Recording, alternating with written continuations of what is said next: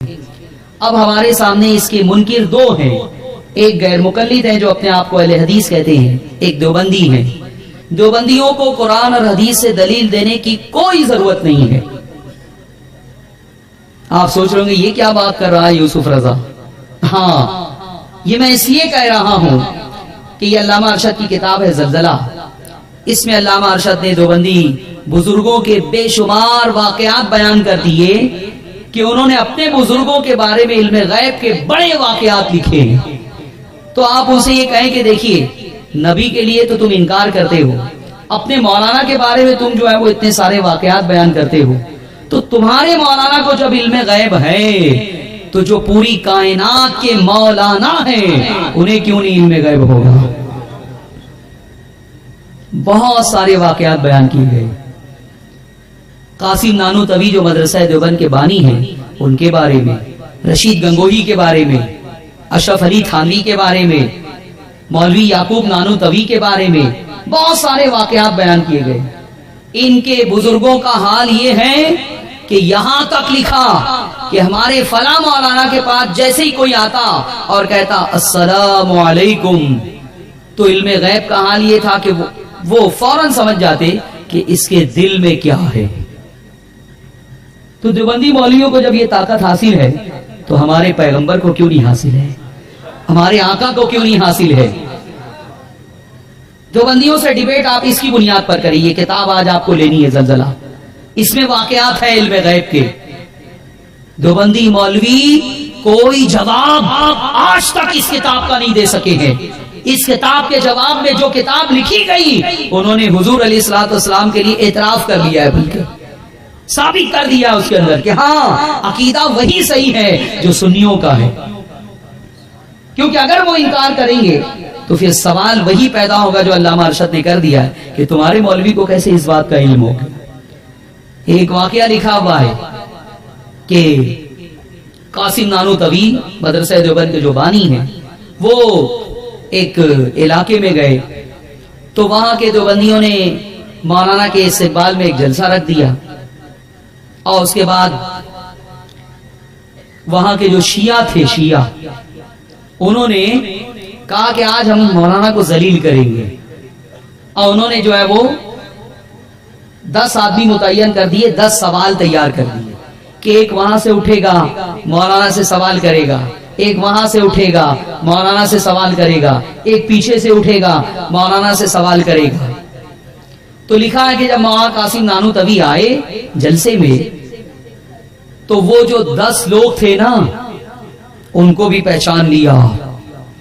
ان کے پاس جو سوال تھا وہ سوال ان کو پیش کرنے کی ضرورت نہیں آئی، کہا تم یہ پہلا سوال لے کے بیٹھے ہو، اس کا یہ جواب ہے، تم یہ دوسرا سوال لے کے بیٹھے ہو، اس کا یہ جواب ہے، تم یہ تیسرا سوال لے کے بیٹھے ہو، اس کا یہ جواب ہے۔ 10 سوال کے جواب، سوال بھی بتا دیا، جواب بھی، پھر دوسرے کو پکڑا کہ تمہارے دل میں یہ سوال ہے، اس کا یہ جواب ہے، تمہارے دل میں یہ سوال ہے، اس کا یہ جواب ہے۔ اس طرح سے 100 سوال بھی بتا دیا، جواب بھی بتا دیا۔ تم اپنے نبی کے بارے میں یہ مانتے ہو یا نہیں؟ ارے بولو، ہمارا عقیدہ نبی کے بارے میں ہے۔ نبی کے بارے میں دیوبندی مولوی انکار کر رہا ہے، انکار کر رہا ہے۔ آپ کیوں نہیں پوچھتے کہ یہ قاسم نانوتوی کو کیسے علم ہو گیا؟ کیا تم قاسم نانوتوی کو خدا مانتے ہو؟ تم کہتے ہو اللہ کے سوا کوئی غیب نہیں جانتا، پھر ایک شخصیت کو غیب داں کی حیثیت سے تم نے پیش کیا کہ انہوں نے سوال بھی لوگوں کا بتا دیا، جواب بھی بتا دیا۔ بتاؤ یہ علم قاسم نانوتوی کو کہاں سے حاصل ہوا؟ اسی علم کا تم انکار کرتے ہو نبی کے بارے میں، کہاں سے حاصل ہوا؟ پھر کیا ہوا؟ پھر کیا ہوا؟ لکھا ہے کہ شیعوں کو بہت اپنی جو ہے انسلٹ محسوس ہوئی، انہوں نے پھر ایک دوسرا پلان بنایا۔ انہوں نے کہا کہ مولانا ہمارے یہاں ایک شخص کا انتقال ہو گیا ہے، اس کی چل کے نماز جنازہ آپ پڑھا دیں۔ قاسم نانوتوی نے کہا آپ لوگ شیعہ ہیں، ہم لوگ سنی ہیں، دونوں کا اصول الگ الگ ہے، طریقہ نماز کا الگ الگ ہے۔ تو انہوں نے جو ہے وہ پٹی پڑھائی، نہیں حضرت بزرگ ہر قوم کا بزرگ ہوتا ہے، آپ چل کے نماز جنازہ پڑھا دیں۔ تو بہت جب شیعوں نے اصرار کیا تو قاسم نانوتوی صاحب نماز جنازہ پڑھانے کے لیے آ گئے۔ اور شیعوں کا پلان یہ تھا کہ وہ جو جنازے میں فرد تھا نا آدمی، وہ مردہ نہیں تھا، زندہ تھا. کہا جب جیسے ہی قاسم نانوتوی اللہ اکبر نیت باندھیں گے اور پھر اللہ اکبر دوسری تکبیر کہیں گے اور تیسری تکبیر اللہ اکبر، ویسے ہی وہ ہنستے ہوئے زور سے اٹھے گا مردہ. کہ بہت علم غیب جاننے والے بنتے ہو، دیکھو میں زندہ ہوں، تم زندہ کے آگے کھڑے ہو گئے، تم کیا غیب داں ہو. تو یہ واقعہ لکھا ہوا ہے کہ پھر کیا ہوا. یہ ان کا پروگرام تھا. اب مولانا قاسم نانوتوی صاحب آئے.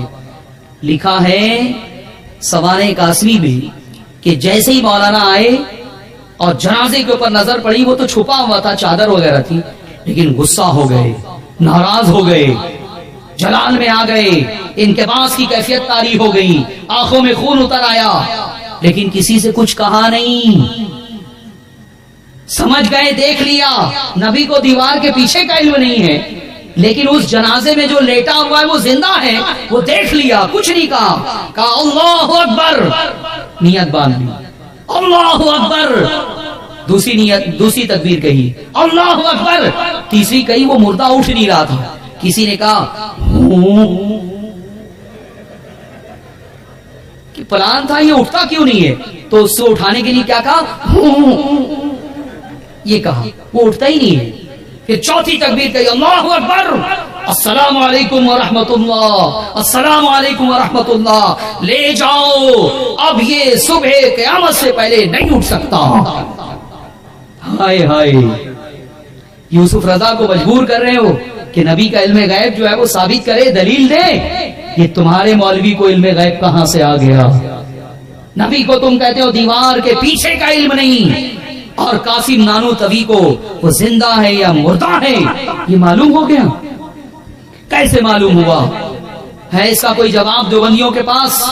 علامہ ارشد القادری علیہ رحمہ نے اسی لیے لکھا ہے کہ دیوبندی مسلک تضادات کا مجموعہ ہے، تضادات کا مجموعہ ہے. نبی کے لیے جن صفات کا انکار کرتے ہیں وہی صفت یہ اپنے مولوی کے لیے تسلیم کرتے ہیں. اگر آپ نے ابھی تک ہمارا چینل سبسکرائب نہیں کیا تو ہمارے چینل کو سبسکرائب کر لیں. ہم غلامان احمد رضا ہیں، کوئی بھی ہم سے جیتا نہیں ہے.